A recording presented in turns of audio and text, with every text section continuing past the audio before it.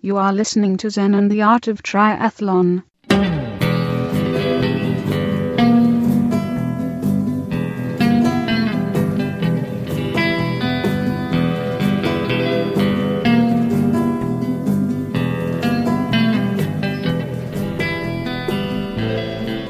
Well, hey there, all you triathlon freaks and geeks, and welcome to another episode of Zen and the Art of Triathlon, the podcast where we help you go long on endurance and learn a little bit about yourself along the way. All right, we've got a really cool show. We have a bike tip that will keep you from ruining your frame like I almost did. We have who was Dogen and what is Zenki. It's not Zen exactly, and it's not Kai, it's Zenki, which is this, to Westerners, a little known concept. It's pretty cool. And we have a little bit on how to use systems to overcome ADHD. And even if you don't have ADHD, if you're not distracted all the time, how you can use what people with ADHD have learned to help you get all this triathlon stuff done. Because as a triathlete, you are very similar to somebody with ADHD because you've got a lot going on. You're training for 3 sports all at once. And also, I cover a new special fuel that really blows the doors off anything that I've tried so far. It's towards the end of the podcast, and I've been Instagramming about it and posting on Twitter some of my results, but the stuff was allowing me to get in 300 and something calories per hour, no stomach issues. And I did a 2 days back-to-back 3-hour brick, and the second day I did even longer, almost 3.5 hours, 3 hours and 15 minutes brick, 2-hour bike, 1-hour run kind of thing. And was putting out numbers that I went back and looked at, and I haven't done in 2 years, and that's as far back as I look. So it may be even, ever.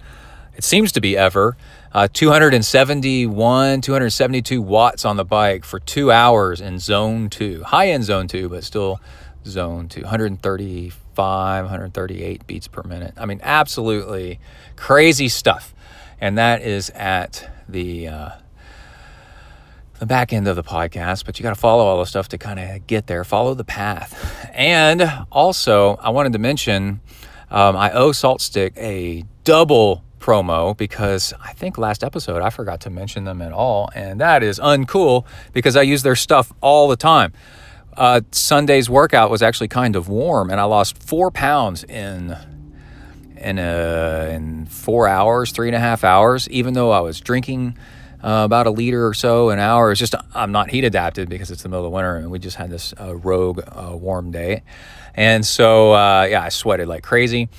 And not only was I doing some Salt Stick in my drink, this fuel that I added to it, and it worked just fine.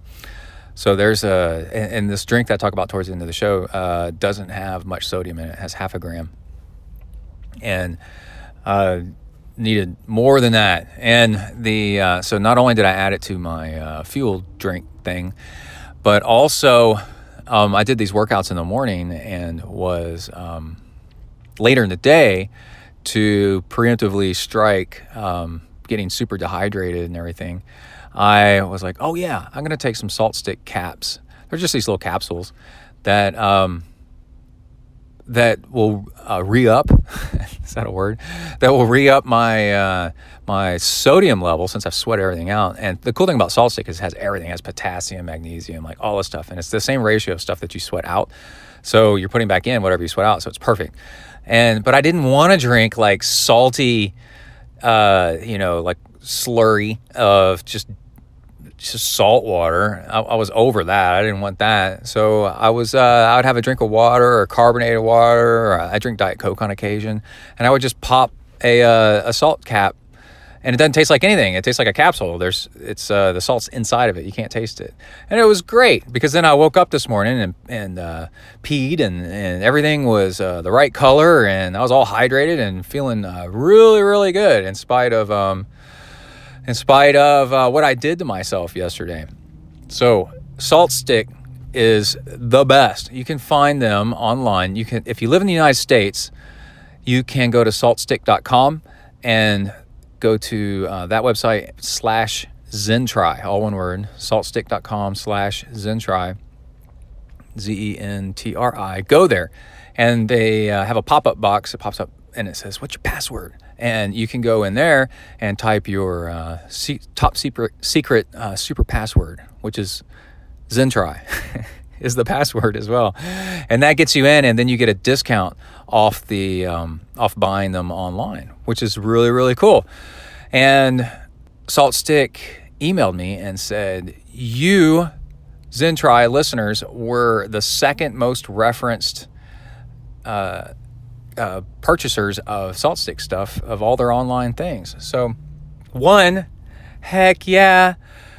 Two, no, we don't go for second place, man. We got to go for first place. We do the gold medal. We want gold. And let's see if we can get back up to first place again. But anyway, a huge shout out to Salt Stick and their capsules, and they really do work. I only pick up sponsors that I actually use their stuff. And this was a easy one to get with, and they're proud to be with us, and I'm proud to be with them. So go check them out. If you're outside the United States, then the discount's not available, but you can still find where they are located. There's a store locator on their website, so you can go check them out. All right. Okay, that's enough of that. Let's go ahead and get started with the show. Here we go. You are entering the ZenTri training lock zone. Huneli.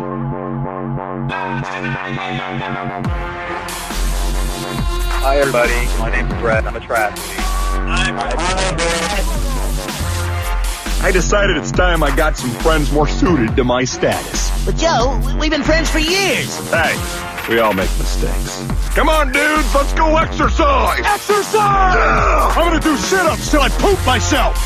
All right, we are going to talk briefly about how we can use lessons learned from people with ADHD, successful people with ADHD, how to implement those skills with triathlon training and life in general. And people with ADHD, activity, basically they're kind of hyperactive, attention deficit disorder. And there's a few podcasts out there that I've been listening to with experts that start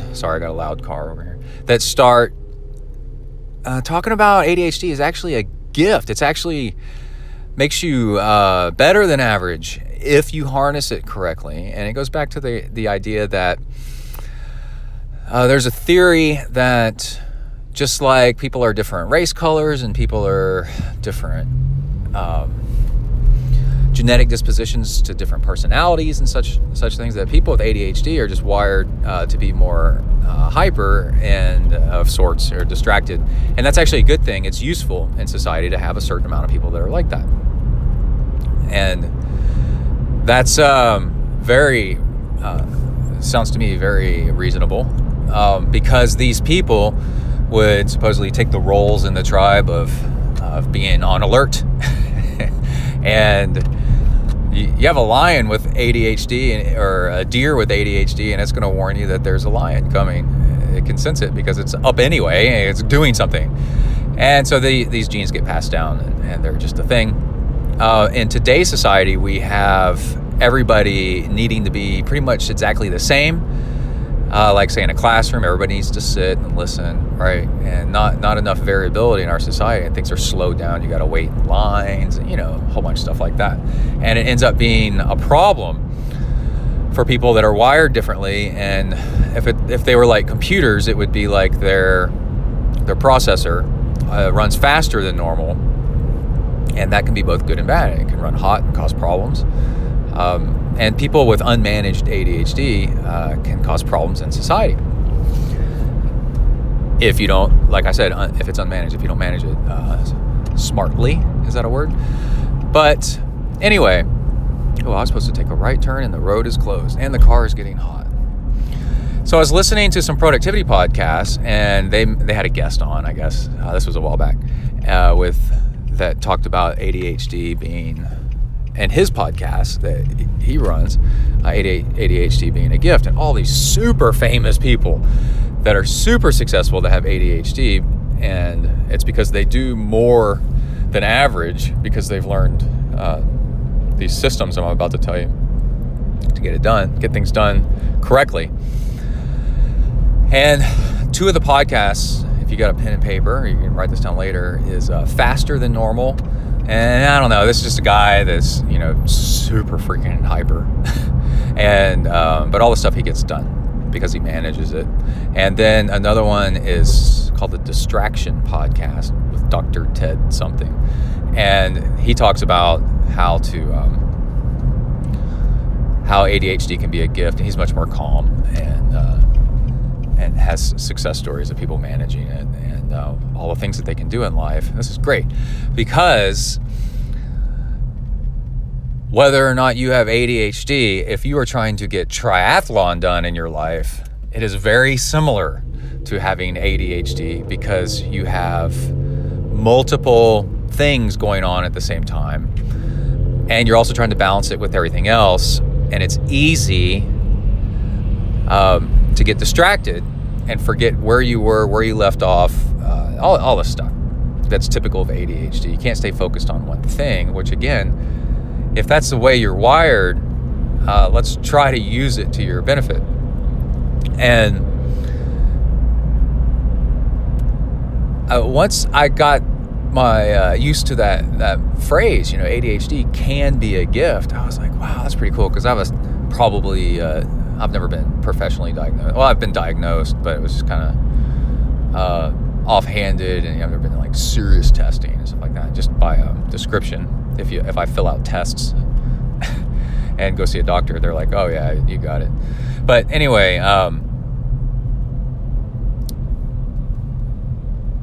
there's the Jocko Willink podcast is not about ADHD whatsoever.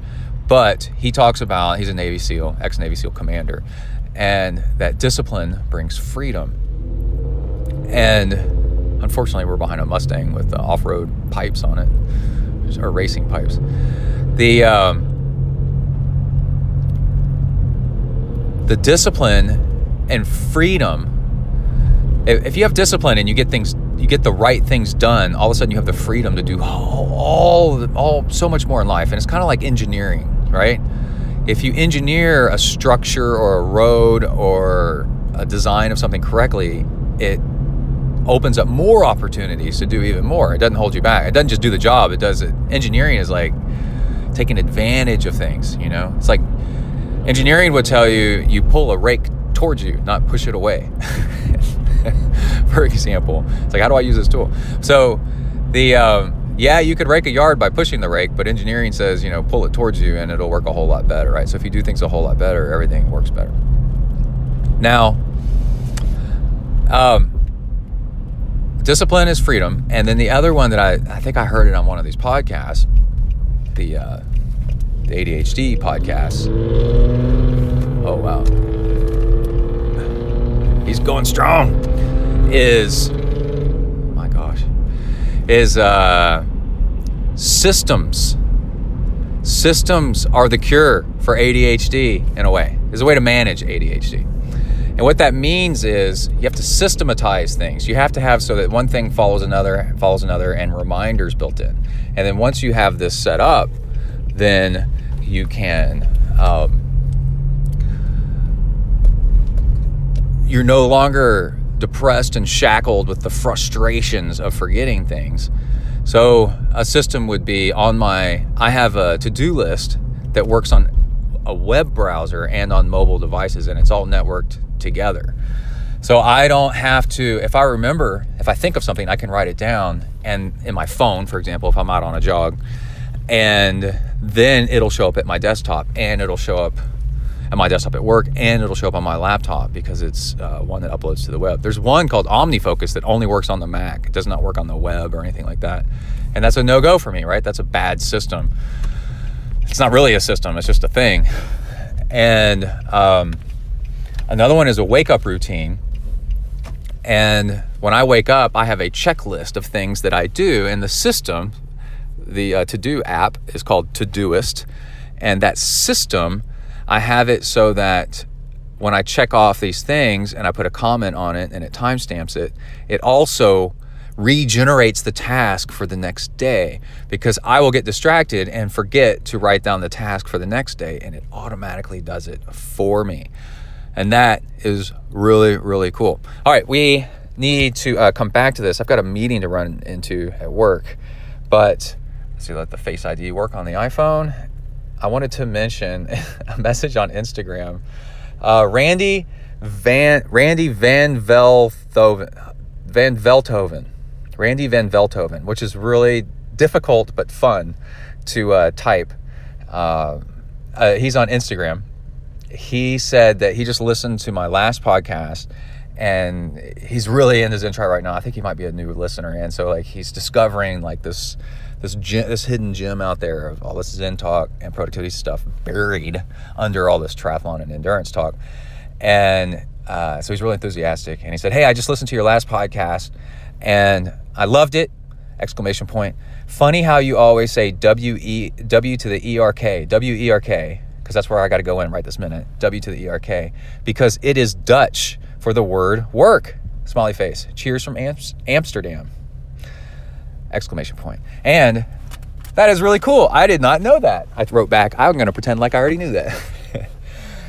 Because that's what I like to say. It's a Zen trick.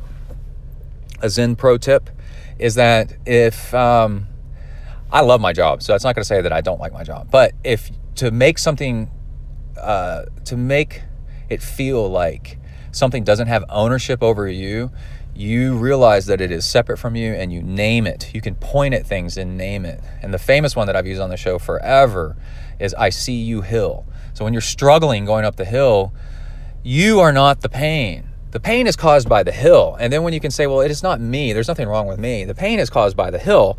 The hill is separate and it's going to pass. This too shall pass is another Buddhist thing. And Zen comes from Buddhism. And I named work because, I mean, if I had my druthers, I would rather be out riding my bike or out for a jog, you know, but I got to go into work. Work does not own me. Therefore, to remind myself of that, I give it a funny name. And I kind of disrespect it a little bit by not spelling it correctly. Instead of spelling it W-O-R-K, I spell it W-E-R-K. And that way, it's a reminder that I control it. I control its name even.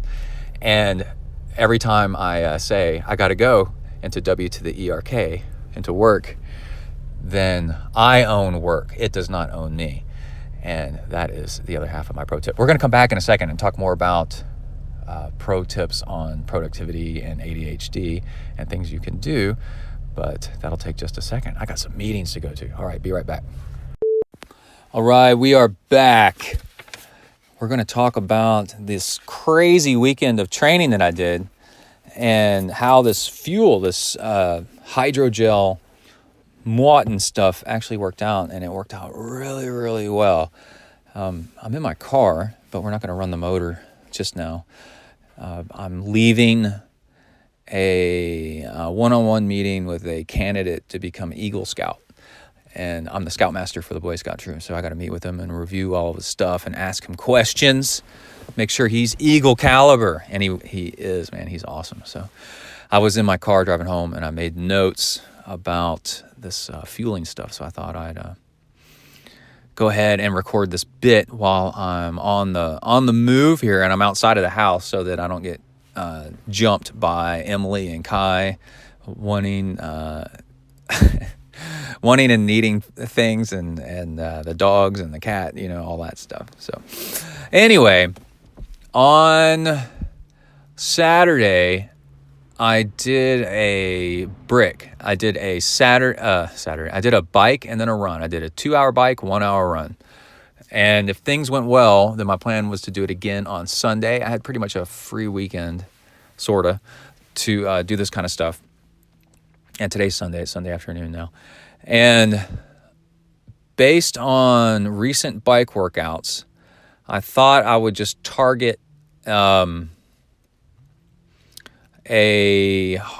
like zone 2 heart rate, so in the 130s, and then just kind of see where that lands me. But I had a suspicion it was going to be 250, 260 watts, and also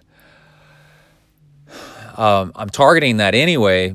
I'm happy that it's ending up that way, because I figured out, I think I may have mentioned before, that I need 250, maybe 255, supposedly, watts on the bike to average to qualify for Kona, to have a 5-hour bike ride. And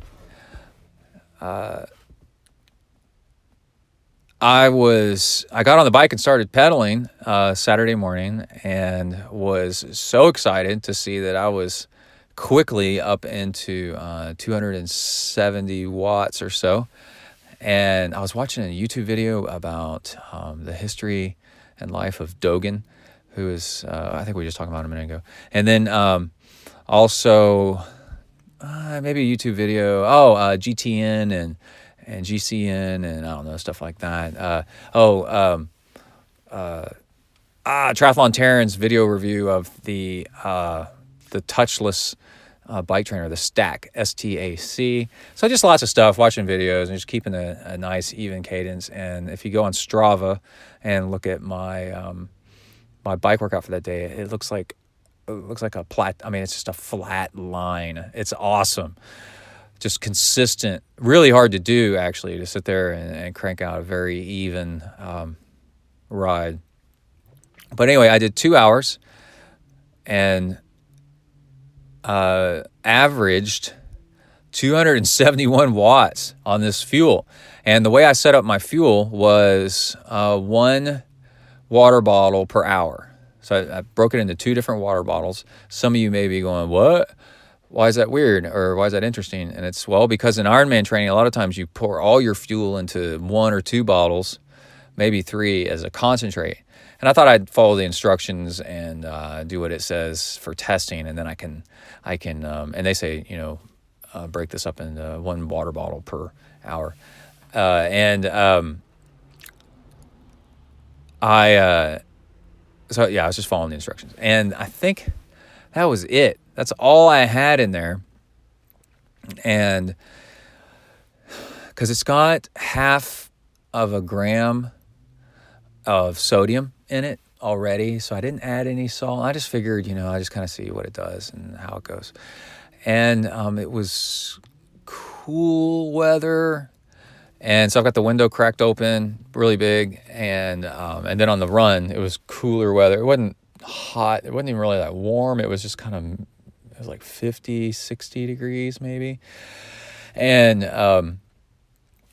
so anyway, this bike ride, I was just cranking along, just feeling fine. And also I drink another water bottle per hour along with it. So I drink like, I don't know, maybe 1.5 liters per hour. That's my sweat rate, just regular temperature. And then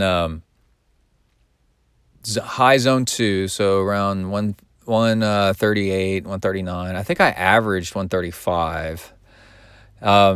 And I was just like super happy that it was all working out like this. I was doing 20 more watts than what I need for Kona. And but again, this is only a 2-hour ride as opposed to a 5-hour ride. So these watts would definitely come down for a 5-hour ride. But so it's in line, right? They would come down and to 250 instead of 270 something, and I'd be good. But what I'm really watching for, this stuff is supposed to allow you to put down a ton of calories and not get sick. And I had no problems. And I was like, man, I'm doing 320 calories per hour. I barely feel anything. Like it's really just going down super easy. And then on the run, this is the crazy thing. On the run, I'm going to try full throttle on the run too. I'm going to try 320 calories on the run. Usually on the run, you do like half of the calories you did on the bike. But I'm like, you know what? I'm just going to see what I'm going for broke, man. I'm going to see if I can break my body on this. And so I ran for an hour. I did a brick run, and ran for an hour with drinking 320 calories. And I've got this, I got 20 ounces of water on me. So I've got the fuel broken up into 20 ounces, like 2 different flasks, 10 ounce flasks. And so I'm just jogging along, and I'm noticing that I'm feeling great. And I had one of my better runs than usual recently, and just cruising along. One thing that you probably already know, but if you're going to do a brick workout, go ahead and get all your run stuff completely together. Because when I did, that was all yesterday. And then today, when I was doing my brick run, couldn't find my running shoes for like 3 minutes. I was like, where the hell are they? And they were way under my bed. But anyway, so you can tell how much, if you had your feeling right, by how you feel the rest of the day. And the rest of the day felt pretty good. I was craving salty foods. And I was like, okay, then add more salt more sodium and into your fuel for day 2. So let's see, got up this morning, Sunday morning, and did the same thing. And instead of watching videos, I decided to ride on Zwift. And I was wrapping up my Zwift ride and shot a short little video and put it on Instagram. And Zwift, or Go Zwift on Twitter and Instagram, retweeted it or re-Instagrammed it, whatever. And boy, dude, that video has been, last time I checked, over 900. I think it's 1,000 times. People have looked at the video, and it's just, a screen, my legs going up and down, and the screen of me blowing by people because the fuel was working so good. And I said something like, I'm trying to average 272 watts or whatever, 1 more watt than yesterday. And that was a mistake, by the way. I got greedy with it, and I tried to average 1 more watt than the day before. I don't know where I got that idea, and so it ended up biting me in the butt on the run. I'll tell you about that in a second. But that really wasn't the fueling is the whole point of this workout, to see if it worked. So I'm a squirrel moment here. There's a guy walking down the street with both hands up in the air, like he's calling a touchdown. That's like what he's doing. That's like his thing. What are you doing, dude? Anyway, I'm bike ride, and Zwift is way more like the real world, because you go up and then down, and you can coast, and you get suckered into trying to catch people and stuff like that. And so I'm also running my bike computer at the same time instead of what Zwift shows on the screen, so I can make sure that my average watts are what I want, 272. The whole time I'm riding, I'm like, this is amazing. Like, and this isn't just the fuel. It's also the fact that I got a smart trainer, which when you ride Zwift and stuff like that, it's way more controllable. It's the fact that I've been riding a trainer a ton. It's the fact that I cut back on my huge volume back to a smaller volume, and then you can do better workouts. And I've been injured on the run, so I've been biking more, but more focused workouts. And so all this, and then also I quit doing all the low fat or low carb, high fat stuff, and like the regular way that people have been doing it. And then all this bike training is fantastic. Like it's making my it's exactly what you would predict, an improvement of 20, 30, 40 watts, over a period of like 6 months or something like that. And, but still, I'm just like, wow, this is awesome. Before I got on the bike this morning, I was reading an article by Cody Beals, and he was like, this is all weight dependent, right? But he was saying that he does 230 to 250 watts on his longer rides. I'm like, dude, I'm doing 270. But again, it's not one of my longer rides, and I probably weigh 30, 40 more pounds than he does right now. But anyway, the ride went fine, and then I decided to go 1 watt more average, and then I did want to go 10 minutes longer. That's not getting greedy. I just want to go a little bit longer and test the fuel out, build on yesterday. And then going longer and doing more power, that's dumb. I shouldn't have done that.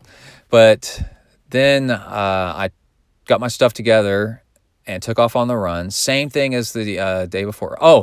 Before I started my workout, I took some Hornet juice, and on the second hour's bottle, I did Hornet juice in that too.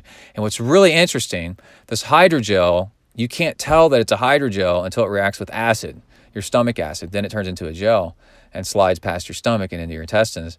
And Hornet juice is an amino acid, right? So it's got acid in there, and I think that's why when I was shaking up the second water bottle, I was looking at it, there was tiny bits of what looked like gel in there. Not a ton, just tiny little bits kind of mixed in. And I was like, oh, I wonder if it started trying to turn into a hydrogel. It wasn't a problem, but if it started trying to turn into a hydrogel a little bit because of the acid and the amino acid in the Hornet juice. Interesting, huh? And then I started running. And immediately on the run, I noticed I was way faster than yesterday, but it was psychological, or the fact that I ran fast the day before that kind of opened up the legs. So I'm running along, and plus the Hornet juice, by the way, which we'll talk about in a minute. But then I'm running along, and I started off too fast. And also, it's a lot warmer. It's about 10 degrees warmer than yesterday, and humid, which makes it even worse. And I'm running along, and about 2 miles, maybe 2.5 miles into my run, and I was going to run an hour and 5 minutes, like 10 minutes longer on the bike, 5 minutes longer on the run. That's how you build to like get your way up to like 5 hours of stuff in a row. And you just do 10 minutes here, 5 minutes there, 15 minutes, 30 minutes, just add it on to what you did before. That way you've got the experience of what you did before, and you just go a little bit further.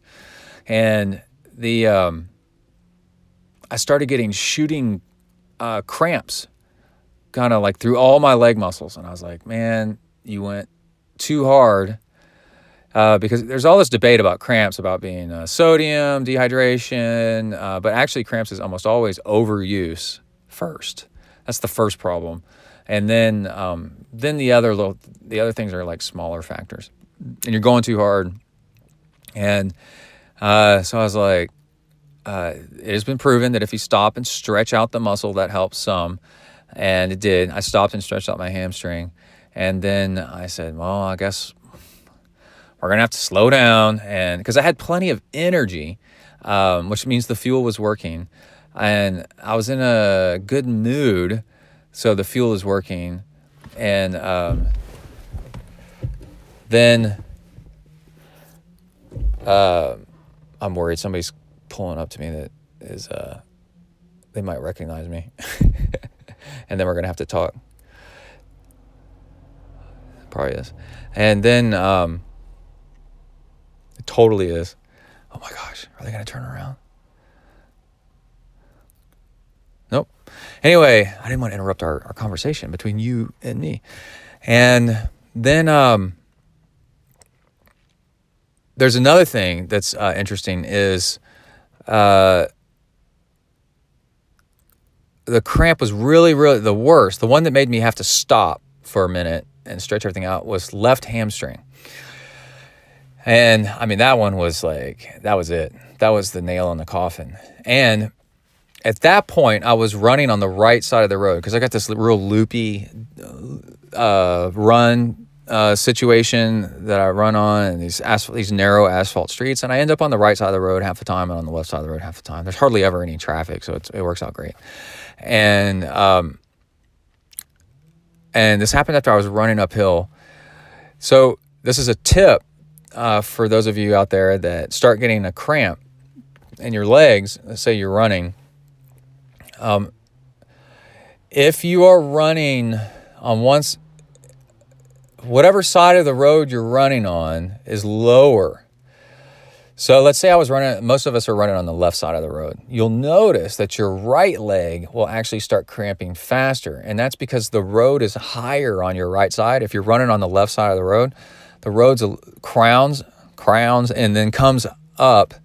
And now in a weird way, there's more road for you to push off of. It's higher on your right side, and it's more available. It's kind of like a little hill, so it's like presented itself to you. And so you actually work harder on your right side because there's more road for you there to put. You don't know you're doing it, but it's there for you to push off of. And so what you should do if you start cramping on one side is switch to the other side of the road, and that'll take the load off that side that's cramping and put it on the other side and give your cramping and side a break and slow down. And I did that. I've learned this from just, oh my God, so much ultra running and running stupid. And and it did. I backed off the pace and switched sides of the road, and then I noticed immediately it was way, way better. And then, these were cramps that were like so bad that they were run ending. And I was like, man, I'm going to have to freaking walk home. And then I was like, no, just back off the pace, switch sides of the road, and let's see what happens. And after a few minutes of running, I was still running sub 10. I was running like a mid 9, low 9 at times, and which is a good pace. And then, because at one point I was running like high 8s or something like that. And then the cramping went away. But I knew that if I pushed the pace, like on an uphill or anything like that, that I'd be toast. In fact, there was one steeper, very short, steep uphill that I walked so that I wouldn't push myself too hard. So I ended up averaging a 9:10 minute mile, 9 minute, 10 seconds minute mile. Well, yesterday I averaged an 8:45. And so I went slower on my run today. But I did run 5 minutes farther. And this is the thing about the fuel. 320 calories on the run, and with not that much water, 20 ounces of water over an hour, and I'm already dehydrated and it's hot. I had sweat dripping just off the brow of my visor, just every second, like another drop, just sweat coming. I was soaking wet just from sweat. It's really hot, and and 320 calories of carbs, simple carbs, and then maltodextrin is kind of a complex carb in a weird way. And my stomach didn't hurt. I never felt sick to my stomach. Never. Not once. And I was like, wow, this stuff works. Holy cow. And then I did up the salt, which helped. And I did salt stick. I put a capsule of salt stick in each of my water bottles, and half of one in the fuel I was drinking all on the run.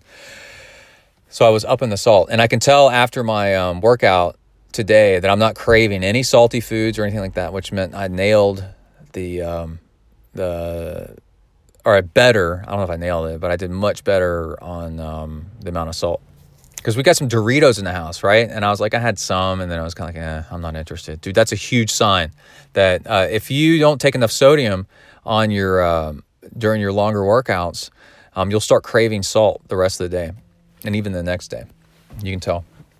And then you'll start craving it during the workout. You'll be like, man, I wish I had some French fries and a hamburger, like savory foods. That's what it is you're low on sodium. You need to up your sodium in your workout stuff. Salt stick.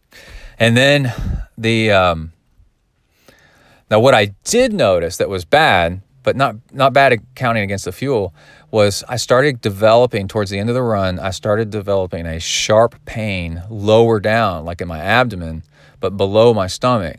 Now what that is when your fuel doesn't have enough water to go with it, your guts or your stomach tries to draw water out of your body through the wall of whatever organ it's in. So like through either your intestine or your stomach, and it's struggling to get it, so it's pulling hard. That's what that sharp pain is.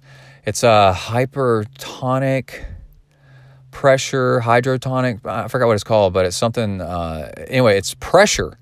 And it's a sharp pain, and that means that you've got stuff there that wants water, and you don't have enough water there.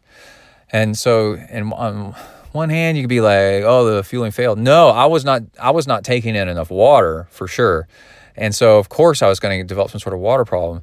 But the thing I was so excited about was like all that stuff made it past my stomach and was now in my intestines. And that's where it was starting to get stuck. And I walked in the house when I was done, drank a glass of water, and the pain stopped before I even went into the house. And it was just a light pain, but it was like, this is starting to, you need water to digest this stuff. And as soon as I went inside, I drank a glass of water, and then, I drank a glass of wine too, like a small to medium glass of wine to celebrate. And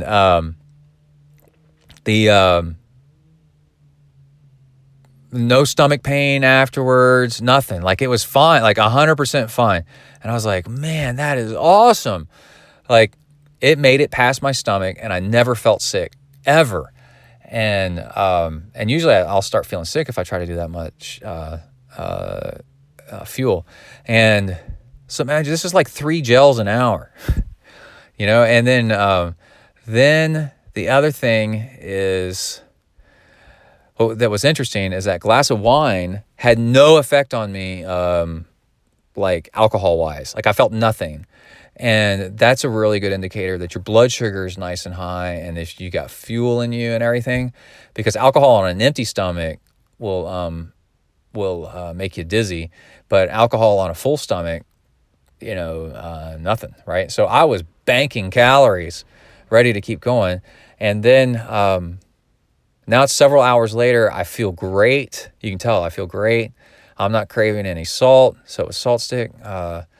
The Hornet juice mixed okay with it, and the fact it made it past my stomach. Do I have any other notes?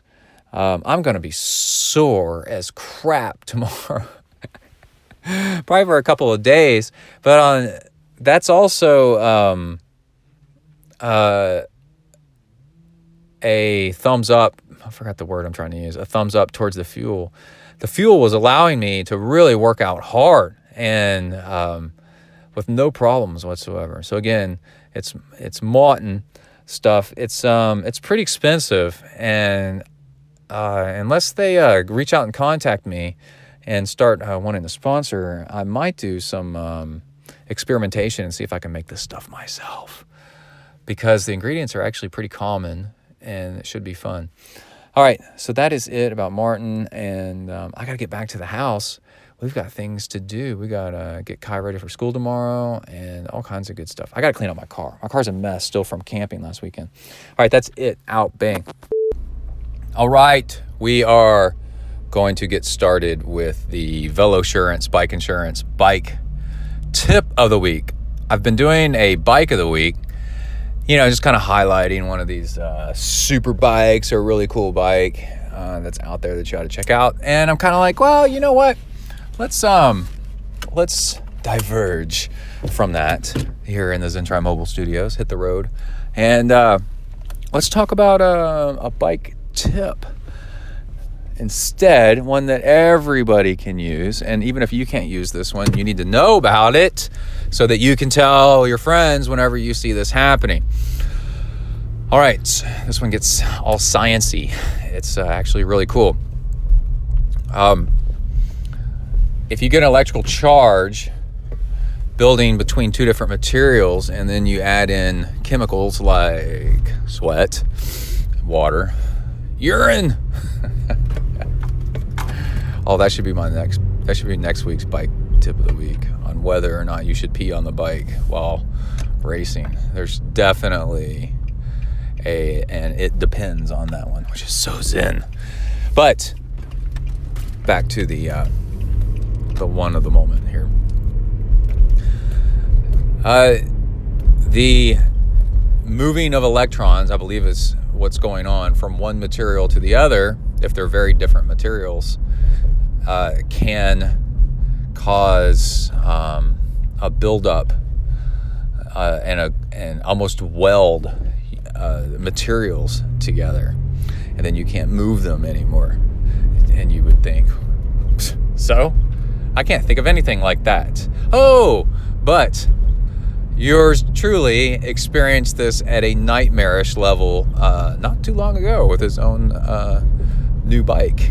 It is carbon and aluminum are apparently at far ends of this spectrum, and because they're so far apart from each other material-wise, they can cause this fusion. And it's the seat post and frame. So if you have a carbon seat post, a lot of people have a carbon seat post and an alloy frame, or if you have an alloy frame or a carbon frame and an alloy seat post, you really need to watch out for this. And your seat post can get locked into position, and you will never be able to move it ever. And my Trek speed concept, I have a 7.5. The 9.0 has a carbon frame and a carbon seat post, but the 7.5 is carbon frame alloy seat post, which my bike shop said they actually prefer because they can clamp down on it. It doesn't add much weight at all, if any. And they said they can clamp down on it in the bike stand, and it'll and without worry about crushing any carbon. Well, after a summer of riding it here in Texas with lots of sweat, I mean lots and lots of sweat, and in the rain and stuff, I don't remember if I peed on it or not, but it actually wasn't all that long. It was like maybe a month or two. I went to adjust my seat post and it would not move. And I was like, what the hell? And I started looking it up, found out that this is really bad. And they're like, well, carbon paste, or there's like a paste you can put in it to prevent this. But guess what? That stuff wears off. It moves. It washes away, especially with water and stuff. And is it electrolysis is the process I'm talking about? But anyway, this is bad stuff. And when I realized what was happening, it freaked me out, because this was my new bike and a very expensive repair. Does Velo Insurance cover this one? I don't know. It might not. We'll have to ask. But anyway, I had to take a rubber sledgehammer, a mallet, I should say, and hammer away at my bike, but just hard enough to not break the carbon.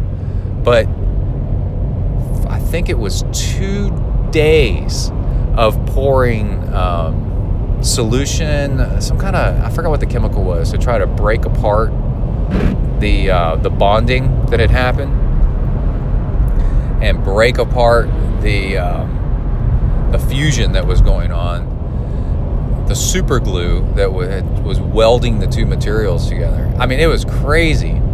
And finally I got it to move a little bit. And once I got it to move a little bit, I knew I was on the winning slope there, and then downhill slope. And then when I finally got the post out, the amount of oxide, it's got rust as an oxide, and the amount of oxide in there that was trying to bond between the two was really incredible. So you need to know about this. And on my to-do list, once a month on my calendar, I've got move your bike saddle up and down. That's all I do. So I've got a rubber band on my seat post, and so I roll it down to where it matches with the I can't get over where it matches with the height of the top tube, so I know where my saddle should be, my seat post height should be. And then I lift my seat up about an inch, and then I slide it back down an inch. And I kind of feel, does it still have that lubricant in there to try to avoid that bonding again? And I use lithium grease in there to try to keep it from the bonding. All the research I did was lots of people saying, oh yeah, that happened to my bike, and now I've got a bike with a fixed seat post height. Or you can cut off the seat post if it's a round seat post, and put a narrower, smaller diameter seat post inside of it. But that's, you've kind of ruined your frame pretty much. And it's totally avoidable. And my bike shop put my bike together. So they're experts, and they still did this by accident and didn't tell me about it. Didn't think of it. So it could happen to you too, even if you know what you're doing. So I thought I'd put that out there, that this is a thing. Oh, and the other thing that made it so much worse was my seat posts on these triathlon bikes. Your seat post is usually, and nowadays more and more of them are wedge shaped. They're airfoil shaped, so they're not round. So you can't spin this, you can't grab the saddle and twist it to try to get some leverage on this thing and move it around. You don't even, theoretically, you wouldn't even need to lift your seat post up and down. You just need to spin it back and forth just a little bit, wiggle it to make sure it's not bonding. But in my case, I couldn't do that, and because it's airfoil shaped, the amount of surface area, the amount of contact area between the seat post and the frame was, I don't know, 4 times as much as a regular seat post. So when it started to bond, it really wanted to bond. So this is what you need to do. I don't like to complain without solutions. Go look at your bikes, find out if they're mixed materials, seat post and frame. If they are, you're running a risk. And then if they're not, don't worry about it. If they are, you're running a risk. If you ride your bike a lot, put lube in there, put something on your calendar to remind you to check it. And then also let your friends know and save other people from the horror of having to hammer on their bike hoping that it comes apart. It was, oh my gosh, it was so terrible, guys. I was so angry and so upset and so frustrated and so just upset. I didn't know what to do. How could this be that was at that point, like, how could this be happening? And if you got loved ones, tell them, and maybe by spreading the word around, because it seems like I'd been told one time so long ago, and it never even crossed my mind again. I just figured it was taken care of by the lube that the bike shop put in there, and I never have to worry about it. So that was not the case. All right, so that is your Velosurance bike tip of the week. Velosurance Bike Insurance is the bike insurance company given to us by cyclists. It's run by cyclists. It's been run by cyclists for a long time. Thousands and thousands and thousands of cyclists are insured by Velosurance Bike Insurance. They are your bike insurance company that will help you cover your bike for racing, for travel, for theft when it's out and about, for damage. Let's say it's on the back of your car. Let's say you're out on a training ride and you slip and hit the pavement, and then you break your handlebars. You need to replace stuff. You really, really, really don't want to have to replace your whole bike out of pocket, and that's what insurance does. You pay a little bit per month, and then if something bad happens, then you can replace the whole bike a whole lot easier instead of going, oh crap, now I have no bike. See, that's the big thing. As a triathlete, if you're listening to this podcast, you're probably a triathlete, and you probably have invested a lot of money and time into a bike and into racing. What if something happened to your bike a month out from racing, and now you've from your big race that you've been training for a year, and then now you need to replace it? And I would say, let's say this is the big year and you're going to try to qualify for Kona, like you're really into it. Or you're doing your very first Ironman, right? Get some bike insurance so that you have your bases covered, so that when something happens, you can, and it happens, man, it happens all the time. Tons and tons of bike wrecks, tons and tons of damage, tons of crazy stuff. Theft, like I said, oh my gosh. So anyway, Velo Assurance is run by cyclists, and they know where you come from, and they can cover you. So send Dave at Velo Assurance, VELO Assurance, Dave at veloassurance.com, an email. Tell them you came from ZenTri and that you are interested in getting a quote. Just get a quote. Get a quote. And they have all different kinds of coverages and policies and stuff. They can, I think they travel, they cover things out of the country. If you're traveling out of the country, wouldn't that be cool? Anyway, that's it. All right, let's go ahead and get back to the rest of the show. Here we go. All right, we are on the way to the pool. We have survived the great frozen Armageddon for the winter, hopefully. Oh, somebody's car door is wide open. I hope they didn't leave it that way on purpose. I'm driving through my neighborhood. And usually I stop and close those things for people. But let's see, we had degrees in the teens Fahrenheit, which is many degrees below zero. And I still went out running in it. And actually yesterday it was just above freezing, and I actually thought it was kind of warm because I got so used to running in Texas we say freezing ass cold. Oh man, hold on, I gotta turn. I gotta drink my coffee. And I'm trying I'm trying some fuel. Martin, Maurten. I went and bought it myself to try it out. I haven't had it on long workouts yet, and that's really what it's for. Actually, long, hot workouts.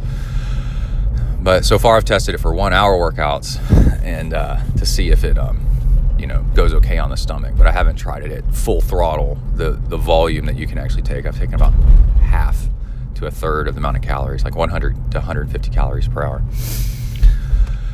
But anyway, there's some very particular science about that I'm going to try to replicate in my home lab because it's very interesting stuff. And there's my blinker. Somebody messaged me and said that they heard my blinker. Yeah, this podcast is put on by a real triathlete. We record while we drive. The beauty of triathlon, and this is what I told my father, who's was a fantastic engineer that built hospitals and skyscrapers and stuff, that the beauty of triathlon is discovering how to be super productive, because there's no way to do it unless you are really on top of your stuff, and it pushes your life to the limit. And to record this podcast, you've got to multitask in a way, but also you've got to do it well. You can't just, it's not like junk miles. It's got to be quality. And so I record while I drive. And by the way, listen to not Paleo. I'm not big into that. Paleo Treats podcast with Nick, N-I-K. And he goes on about stuff. And it's really, really good. He's run the Leadville 100, and then I start to figure out that he's actually a Navy SEAL, former Navy SEAL, and I don't think I knew that, and I think he's been a guest on my podcast before. But anyway, Paleo Treats makes snacks that are less sugary, more whole food, and I took a picture of it and tweeted it on Instagram, ZenTriathlon on Instagram, of his podcast episode, whatever episode it was. And his mindset on accomplishing goals, getting things done, not being afraid, all that stuff was really, really good. You ought to listen to that. Okay, let's see. Oh, we survived the cold, just trained right on through it. It was fun going to work, and people are like, oh my God, it's so cold, I can't go outside. And I'm like, yeah, it is cold. And they're like, yeah, did you go out and run in that? And I'm like, actually, I did. Like, oh my God. It's like, it was awesome. It was amazing. It was super, super cool. We had lots of catastrophes. Dog fell in the pool. Had to blow dry him off. That's on Instagram. I told Emily not to freak out. He's a Labrador Retriever. They're meant for jumping in cold water and retrieving fishing nets. That's what they were bred for. So he'll be all right. But yeah, we do need to dry him off as soon as we can. And ice on everything. This wasn't like the snowmageddon a few days back, but this was just sub-freezing, well below freezing. And Texas isn't really built for that. We have a lot of exposed pipes. South Central Texas. We have a lot of exposed pipes. This could cause a lot of problems. So we just have to stay on top of it. All right. See, I'm pulling into the pool. That was a short drive, wasn't it? Gotta like that. And I want to talk about Zenki. I don't think I talked about it yet. So, and this is going to be a two-parter here because I'm going to go to the pool and go swim. But Dogen is this Japanese, there's so much written about him. 12th century Japanese monk who went over to China because he felt that Zen Buddhism over in Japan was not doing it right anymore. So he went over to China and studied with the Chinese, the keepers of the real Zen, quote unquote, and then came back and re-released Zen 2.0 back, and it was hugely popular. He's he was one of the founders or the founder of the Soto school. So Zen is usually Soto or Rinzai are the two schools, and the two surviving schools. There's lots, just like Christianity. There's like lots and lots of different sects of Zen. So like Christianity has Episcopalian, Lutheran, Baptist. They all believe in their particular thing. Zen has the same thing. Buddhism has the same thing. Zen is a sect of Buddhism, and within Zen, there's different pieces of that. But anyway, it was Soto Zen, which is called like Farmer Zen instead of Warrior Zen, is it's much more peaceful and simple, and that's what made it first over into the Western Hemisphere and the like to America, and then he and it's because it's more appealing to us. It's stripped down and without all the cultural things, and of course we can't understand all their cultural things. So the stripped down version works really well over here. Sip of coffee, hold on. So anyway, Dogen wrote Shobogenzo, and Shobogenzo is an amazing piece of work, all about what he learned from over there and brought back to Japan. And then he there's a whole lot about Dogen. You ought to read Dogen's stuff. Or there's audiobooks, Shobogenzo, there's YouTube videos. It's really good. And it makes a lot of sense to us over here and our life problems. It's very applicable. And the thing about Zenki, the thing about Zenki is I'm late for my swim, so I got to leave and come right back. Hold on just a second. All right, we are done with the swim. I'll give you numbers and methods here in a minute, but let's wrap up the Zenki thing. I was just talking to the girl at the front desk, trying to talk her into being on the triathlon team. She's an ex-swimmer, and I was like, oh man, it's fun. You got the hard part down. All right, getting the ZenTri Mobile Studios. So, Dogen wrote real briefly, about this thing called Zenki. And there's at least two different meanings of the word Zen in Japanese. But they're very similar to me. They seem to be. But Zen in this case, Zenki is Zenki, and it might be one word. And Zen means, in this case, means the universe or the entirety. everything,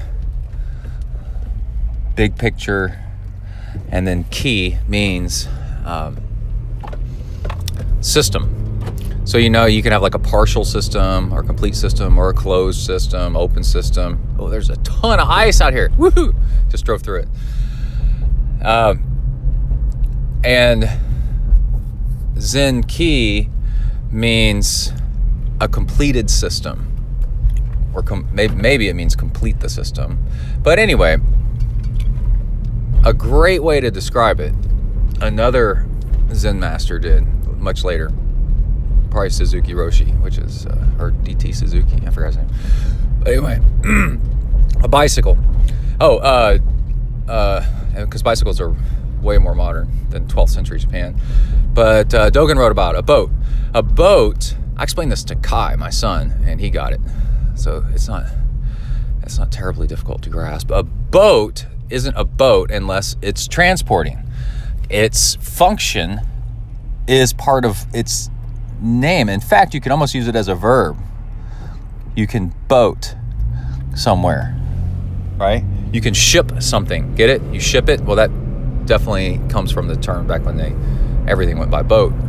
So you ship it. And so a ship isn't a complete system unless it's doing its action. And also a bicycle. A bike isn't a bicycle, really. It isn't a complete system until the human is sitting on top of it. The bicycle's motor is you.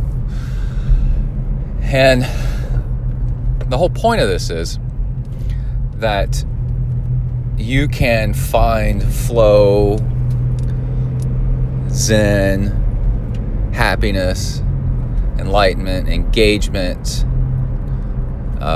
work on yourself, and enjoyment in life.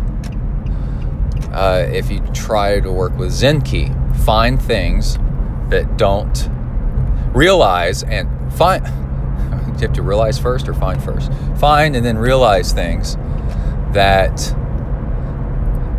are Zenki and do them. Running. Oh, you're running shoes, right? And do them, and then as you are doing it, you are part of a complete system that makes the universe whole. You feel like you have purpose in the world. And you are completing its purpose, and therefore you feel good about whatever you're doing. And then with that engagement and that focus, you kind of have to focus to do it, and that focus is meditation time. All right, let's jump over from that over to the swim. I was talking on slowtwitch.com forums last night and a totally different thread about a doper cheater and drafter cheater, like 2-in-1, this guy. But it diverged into swimming and the zen of swimming. One thing to do is swim long and then lose track of time. I'm going to go into this into another podcast. You got time on your wrist, so every once in a while you look at your wrist, kind of make sure. But swim long sets, like 20 minutes, at least 20 minutes. It's got to be so long that you forget that your brain gives up, and then your mind starts to wander, and then that's where you can kind of go into this meditation zone and start thinking of things that you should do, and that thing yesterday that you can take care of today, that thing that came up.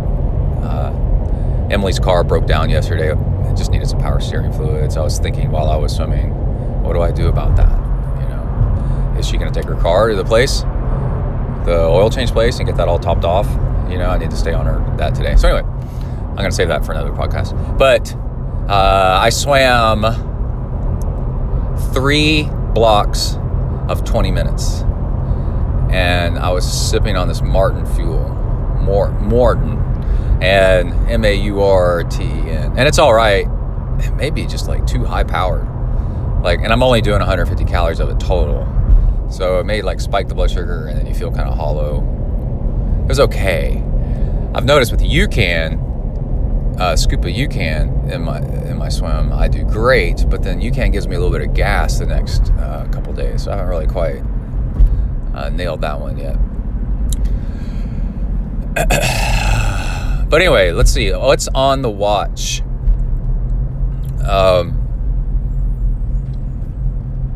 I have my Garmin 920 set to 3 data fields. I only use one screen. And it is the big one on top, 2 little ones on the bottom, underneath, that are half that size. And the top one is elapsed time, and that's where total elapsed time. That's where I keep track of, how many minutes I swam. If it's 18 and a half minutes, I know that if I want to sprint the last 100 yards or so of my 20 minutes, that I need to get on it. And then the 2 little fields is our the left one, bottom left. I have time of day. That way I can be like, dude, you need to get out of the pool and get to work. You're taking too long, right? It's just handy to have. And then the bottom right is current lap pace. Now, if I swim for an hour nonstop, that's the whole hour. What is my average pace for the whole hour? But I found that stopping and hitting stop on the watch every 20 minutes, for example, if you want to do this kind of thing, that resets. And then when you hit start to start another lap, to start another block of 20 minutes, then that resets your lap pace. And then later when you look at it on Strava or Garmin Connect or Training Peaks, you can see 20-minute block you averaged this pace, this 20-minute block you averaged this pace, and this 20-minute block you averaged this pace. And it's just a nice. And I found that with just those metrics, that you can really sink deep into a swim and lose track of time. But I was kind of slow today, and I was slow yesterday, and I'm trying to figure out why. Because when I do the beep interval, where I try to stay on a beep, it gets annoying. It's a little bit stressful. And I think my next swim, I'm going to count strokes as I cross the pool, because that seems to be a metric that I don't mind doing at the moment, and it keeps me honest and keeps me pulling. If I start slacking off, then if my form starts coming apart, then it takes more strokes. And there's something about it where it makes me want to get across in the fewest amount of strokes, so then I pull a little bit harder, and my effort seems to be a little bit more even. So I'm going to work on that on my next swim. Now this weekend, I'm planning on doing a long training block and testing out this Moreton fuel, and seeing how it goes with a lot of calories over many hours, and if that's a much better fueling system. And also, it's just going to be nice for it not to be sub-zero temperatures outside. I'll still ride the bike on the trainer, but I'm going to not have to look like an Eskimo whenever I go out running, which will be nice. All right, that's it. I got to go into W to the ERK. Keep it real. Out, bing. All right, homies, let's wrap up this show. I just walked out of Freebirds, my burrito sponsor. I haven't done a self-supported Ironman in a couple years now, but when I do, I get them to cater it for all the people that are hanging out, and they love it. And so they give me a free burrito on occasion when I go in there. So I need to mention them. We got a relationship. I mention them and try to send people to Freebirds because it is insanely good burritos, and you get to make them custom. The people behind the counter make the burrito how you want it. So good.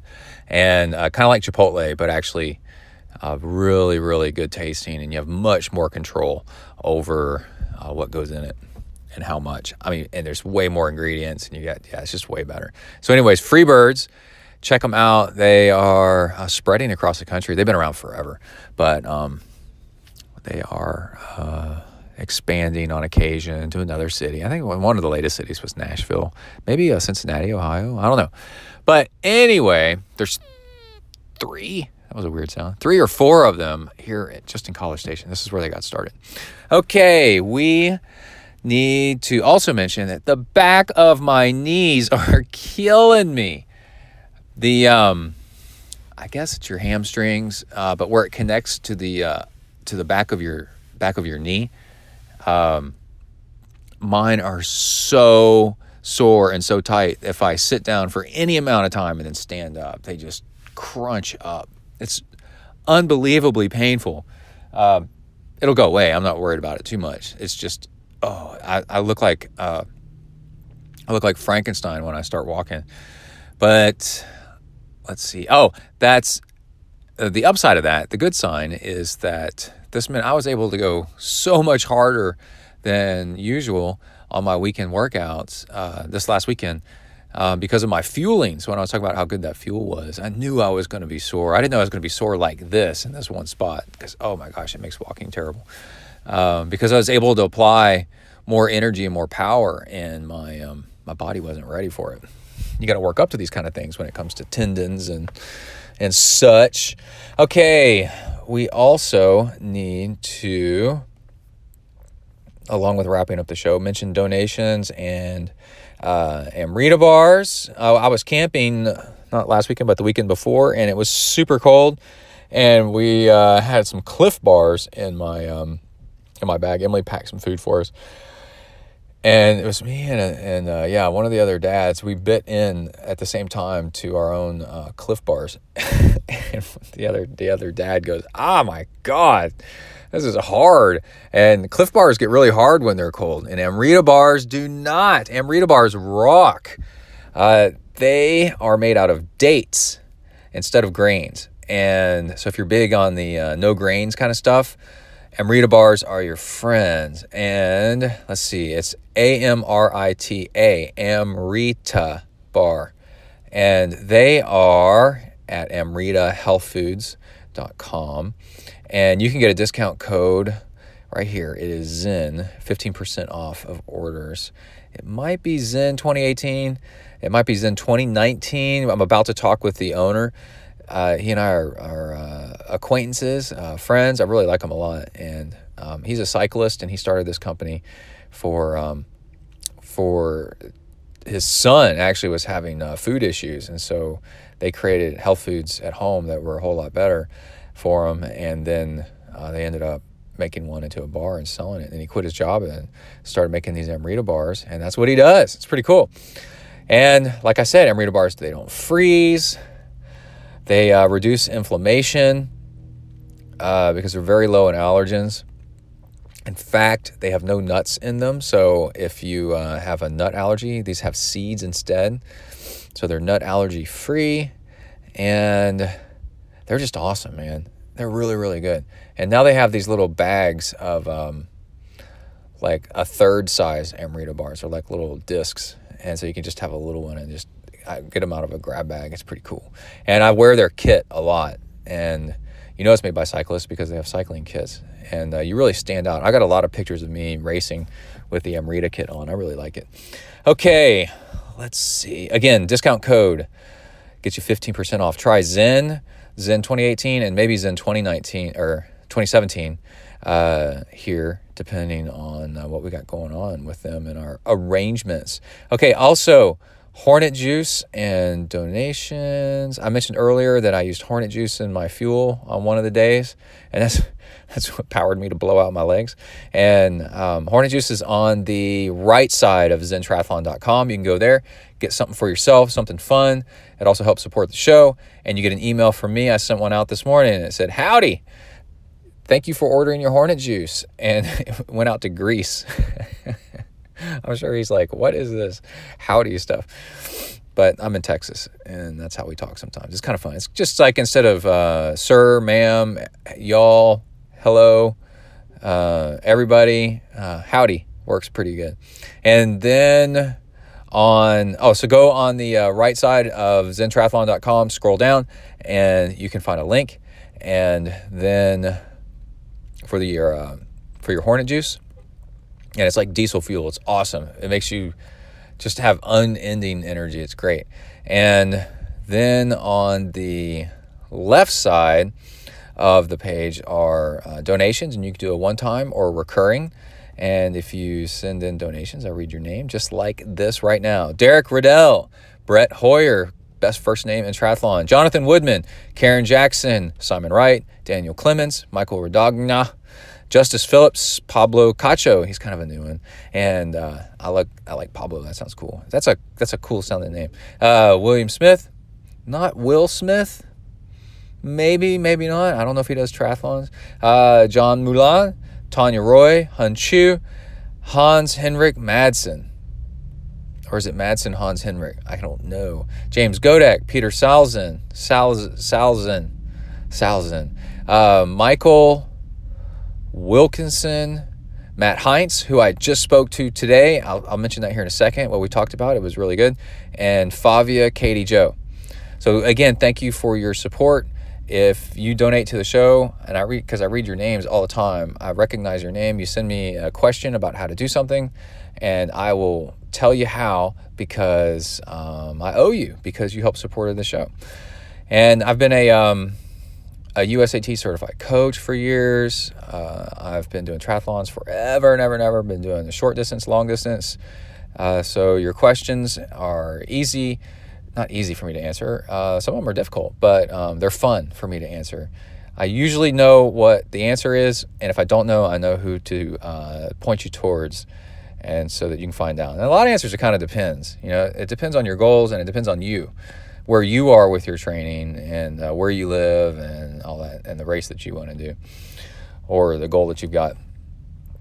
Okay, now let's see. Matt Heinz messaged me on Twitter, a private message earlier this morning, asking about what's up with these videos I post on. They get cross-posted to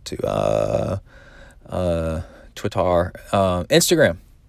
So, and then the Facebook. I don't do Facebook, but it's all linked. And he asked, why do you have your Garmin running at the same time you're doing Strava? So, not Strava, Zwift, which is the biking video game that your bike trainer controls. So the reason you would ask this is because you don't need a bike computer if you're riding Zwift. It's Zwift on your computer or your iPad, or whatever you're using, is collecting all these numbers anyway. And you just hit done on Zwift, and then Zwift uploads it to whatever you're storing stuff with. Strava, Training Peaks. Strava is not a coaching platform, and it's not a training log platform. You really need to be using something like Training Peaks if you're serious. But the reason is Zwift does not show averages, and it does not show laps and lap averages. Where you can hit the button and you can kind of get the average that you've been doing recently. And that's a big problem if you're training for triathlon, and especially long distance stuff. Oh, somebody's car alarm's going on. You could get on Zwift and say, I want to go for a medium ride, and you need just a medium ride. You want to go 2 hours, you want to go 3 hours and not go too hard.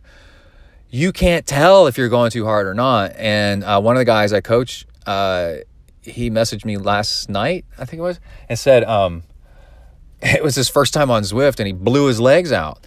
And it's because Zwift actually has other people on it, and you start trying to race them, and you start going uphill too hard, and this guy just passed you. And believe me, there is the best in the world on Zwift. I'm talking Mark Cavendish, Jordan Rapp, Jesse Thomas. I'm talking pros, Angela Nath. They're on Zwift.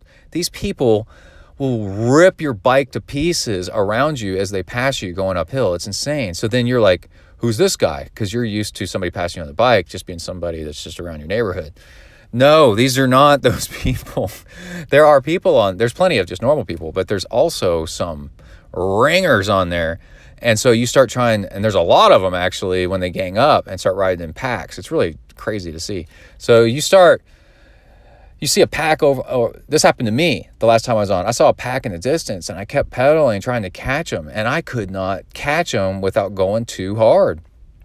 And also, a pack passes you, and you're like, ooh, I want to jump in on the pack. You can't. They are too good.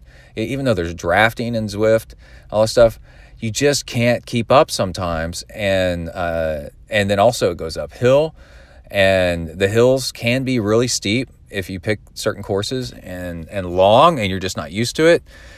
So Zwift can tear you up. So what I do in Zwift, I've learned, is I have to do the same thing that I do out on the open road.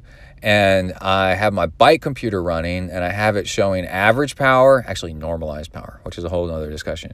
But average power, and then average power for a lap. And you start off at sea level. So what I do is, and let's say I'm targeting, this last time I was targeting like 260, 270 watts, right? And so I was like, okay, so I'm riding along, and I see that, I'm 20 minutes in, and I'm at 260 watts average, right? And Zwift won't show this. It takes my Garmin bike computer for me to see this. And I'm like, okay, cool. This is what I need to be doing. This is nice. And then this pack goes by, and I start trying to keep up with them unconsciously. I'm just like, oh yeah, I could probably keep up with them, right? That'll be good for me. Well, then and we're going uphill, and then I noticed that my average watts is now climbing. Average is like 280, 283. It starts going, and I'm like, whoa, this is too much. And so then when it goes back downhill again, I coast more, and then wait for the average to drop back down into the 260s. And then I'm like, okay, now start pedaling again. And you have to let these other people just go, right? And then once I'm back down to sea level again, which can depend, it could be a few minutes to like 15 minutes, 20 minutes.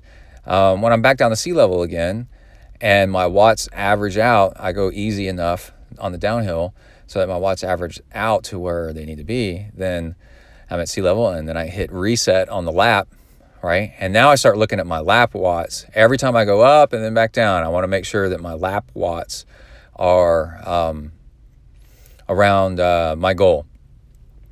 And that will, because if you let your overall average go too long, it takes a huge amount of work to influence that average. The longer the average has been collecting, it's just a bigger pile of numbers, and it takes huge numbers or tiny numbers for it to influence the average. So that average is kind of worthless, in a sense.